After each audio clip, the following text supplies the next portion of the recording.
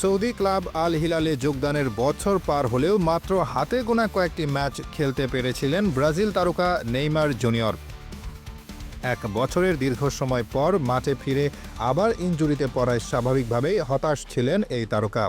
তবে এবার দ্বিতীয় দফার ইনজুরি থেকে মাঠে ফিরেই গোলের দেখা পেয়েছেন নেইমার। নেইমারের দল আল হিলাল প্রীতি ম্যাচে আল ফাইহার বিপক্ষে 2-0 ব্যবধানে জয় নিশ্চিত করেছে, যেখানে একটি গোল করেছে নেইমার। চোটের কারণে দীর্ঘদিন মাঠের বাইরে থাকা ব্রাজিলিয়ান তারকার জন্য এটি একটি গুরুত্বপূর্ণ মুহূর্ত।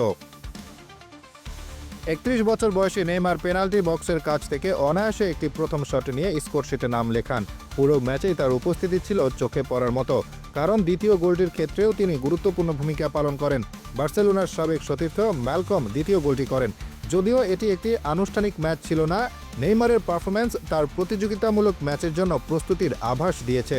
নেইমারের শেষ গোলটি ছিল 2023 সালের অক্টোবর মাসে এএফসি চ্যাম্পিয়ন্স লিগে।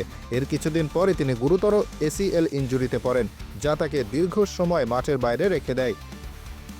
এবছর তার বহু প্রতীক্ষিত প্রত্যাবর্তন খুবই সংক্ষিপ্ত ছিল, কারণ এরপর আবার হ্যামস্ট্রিং সমস্যায় তিনি মাঠের বাইরে চলে যান। এই প্রীতি ম্যাচটি তার ফিটনেস ফিরে পাওয়ার পর মাত্র তৃতীয় ম্যাচ।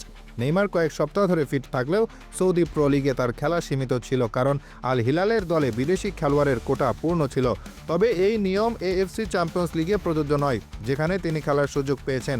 ঘরোয়া ফুটবলের দ্বিতীয়ার্ধ শুরু হওয়ার আগে নেইমার ক্লাবের মূল খেলোয়াড় হিসেবে পুনরায় নিজেকে প্রমাণ করার জন্য মুখিয়ে আছেন।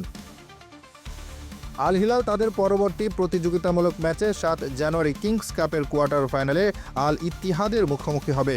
এরপর 11 জানুয়ারি সৌদি প্রো লিগে আল ওরবাহের বিপক্ষে লড়বে। নেইমার মাঠে ফিরে নিজের সেরা ফর্ম দেখানোর এবং প্রায় 18 মাস আগে প্যারিস সেন্ট জার্মেই থেকে মধ্যপ্রাচ্যে আসার কারণকে আরও সুদৃঢ় করার সুযোগ খুঁজছেন। Asifur Rahman, Daily Our Bangladesh.